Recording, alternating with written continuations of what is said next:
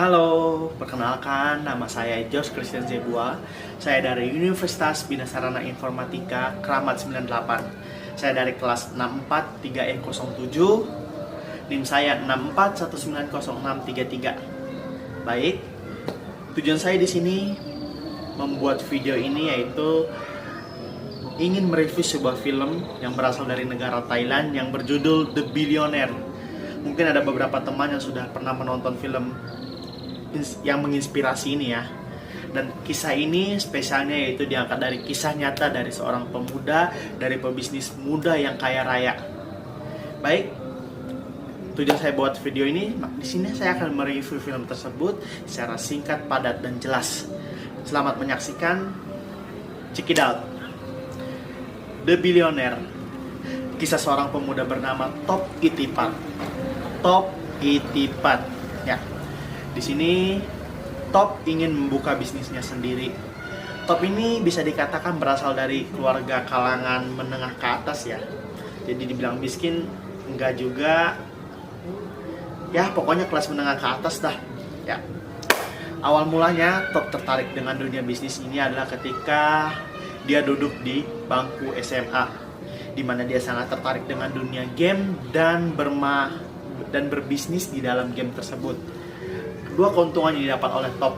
Satu, dia memainkan hobinya. Dua, dia mendapatkan uang dari game tersebut. Sungguh mantap. Ya, sejak saat itu Top menjadi seorang bocah yang bisa menghasilkan uang sendiri dari hasil keringatnya. Bahkan di usianya yang masih duduk di bangku SMA, dia sudah memiliki kendaraan pribadinya sendiri berupa mobil. Ya, mobil. Anak SMA punya mobil dari hasil jeripayanya sendiri, dari uangnya sendiri. Itu sungguh luar biasa. Dan ya, sungguh menginspirasi. Tapi di sini menurut pandangan saya, Top itu menjadi seorang pribadi yang agak angkuh jadinya. Nah, kehidupan Top mulai berubah ketika pengumuman kelulusan SMA dan dia tidak lolos di universitas negeri. Dan orang tuanya juga saat itu sedang mengalami gangguan finansial. Jadi agak berat untuk menguliahkan Top di universitas swasta. Nah, di sini Top secara bersikeras mengatakan ke orang tuanya bahwa dia mampu menguliahkan dirinya sendiri. Tapi karena rasa percaya dirinya tersebut, orang tuanya ya silahkan coba kalau memang kamu bisa. Bak jatuh tertimpa tangga, kesialan datang menghampiri Top, di mana ladang uang dia yang berasal dari dunia game tersebut tiba-tiba akunnya di-banned, hangus, dan dia tidak punya pemasukan uang dari gamenya tersebut. Dia akhirnya jatuh dalam kebingungan. Dia bingung bagaimana untuk memuliakan dirinya sendiri, karena tadi sudah melontarkan kata-kata bahwa dia mampu untuk memuliakan dirinya sendiri. Dia akhirnya kembali berusaha dengan berbisnis menjual barang, yaitu DVD. Ya, DVD. Bukannya untung, dia malah buntung. Dia buntung karena menjual barang DVD bajakan. Pasti Anda tahu bagaimana dengan kualitas DVD bajakan, ya garansinya nggak jelas. Dan soal kualitas pastinya nggak bisa diharapkan. Di sini Top yang makin bingung dengan kuliahnya, dengan modalnya, dengan uangnya, tidak ada sumber sama sekali. Dia bingung. Akhirnya orang tuanya menyadari itu, kembali menawarkan Top untuk dikuliahkan di universitas swasta. Dengan orang tuanya berusaha melakukan pinjaman kemana-mana.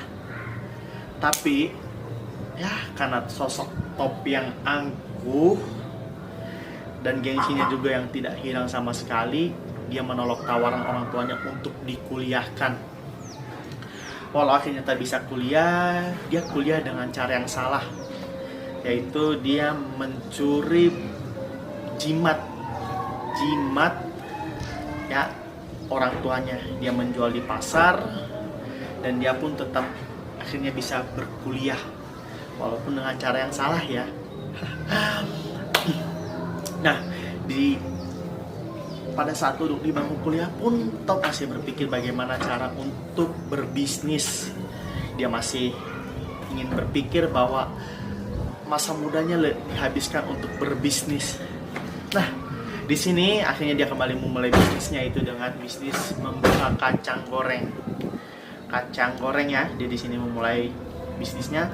Walau awalnya kedua orang tuanya tidak setuju, tapi Top terus meyakinkan bahwa dia bisa untuk membuka usaha kacang goreng ini. Dia akhirnya mulai survei, dari membeli alat, mencari resep yang tepat, dan akhirnya memberanikan diri untuk membuka usaha. Nah, di awal memang tidak mudah untuk membuka usaha tersebut, tapi Top seorang yang gigih. Akhirnya perlahan usaha Top mulai naik.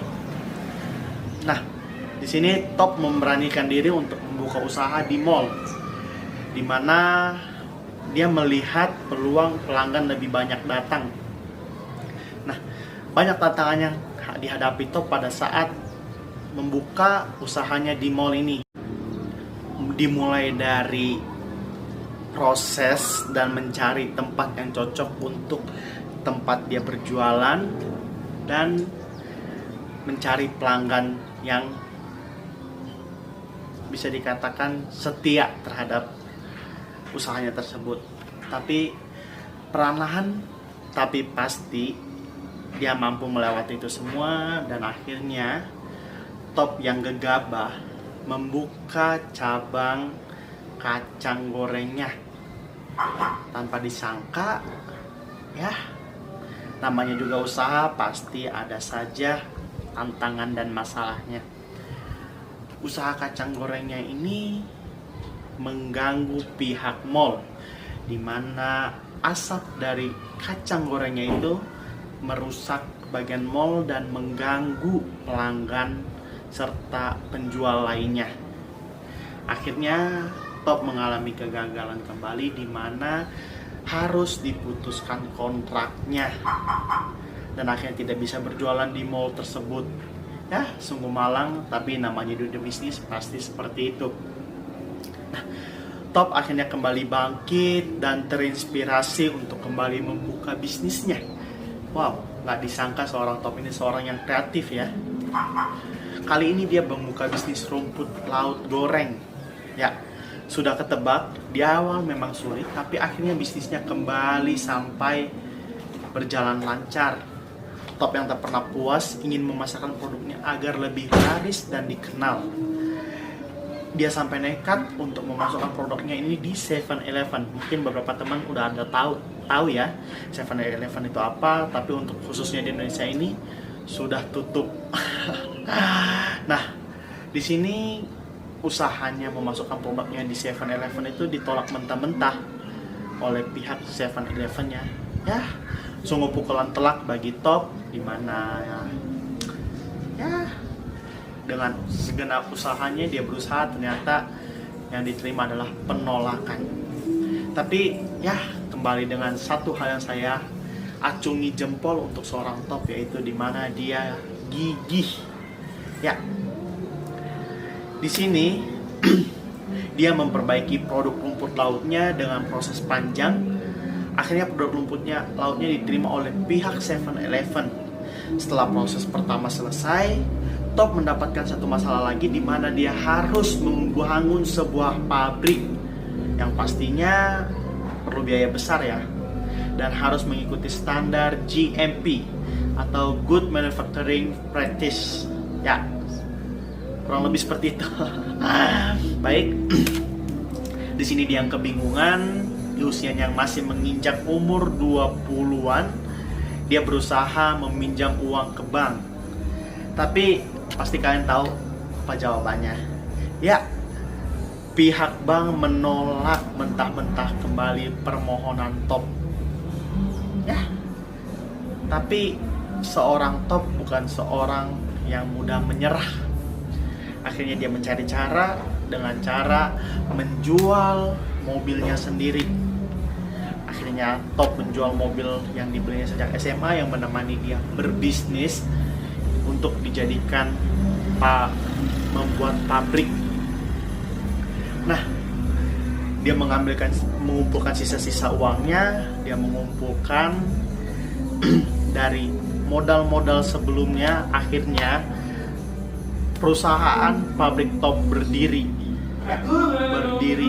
Walau belum sepenuhnya sempurna, tetapi di akhir ceritanya 7-Eleven dan Top melakukan kontrak besar, dan disinilah kesuksesan dan jeripaya Top mulai terlihat, di mana dia perlahan-lahan mempunyai 2.500 karyawan dan mengirim produknya ke 6.000 gerai 7-Eleven di seluruh dunia, mengekspor ke 27 negara, memiliki perkebunan rumput laut di Korea Selatan, dan menghasilkan pendapatan sebesar 450 miliar di usianya ke 26 tahun. Wow, sungguh pencapaian yang luar biasa bagi seorang pemuda di usianya ke 26 tahun. Top berpesan, jangan patah semangat walau apapun yang terjadi. Jika kita menyerah, maka habislah sudah. Sekian review film dari saya. Terima kasih.